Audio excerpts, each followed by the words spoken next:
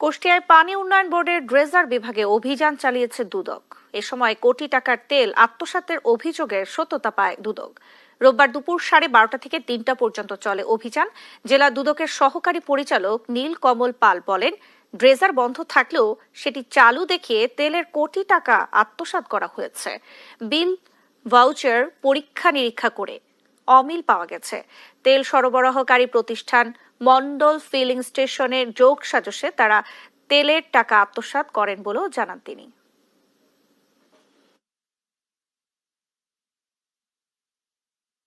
অনেকগুলো ড্রেজার বন্ধ থাকা সত্ত্বেও সেটাকে চালু দেখিয়ে ওনারা কোটি কোটি টাকা তেল আত্মসাৎ করেছেন এবং সেটা করেছেন মন্ডল পাম্পের মাধ্যমে। কিছু রেকর্ডপত্র ব্যবহারে, যেমন একসাথে ওনারা 3টা এমআরডি বই ইউজ করতেছেন, তাদের লগবুকে তারিখ নাই, এগুলো আমরা দেখতে পেয়েছি। কিন্তু সরেজমিনে আমরা মিটার সাকসেশন মিটার যেটা আছে ড্রেজারের, বিশেষ করে বাঙালি ড্রেজারের, সেটা আমরা তদন্ত করে দেখব।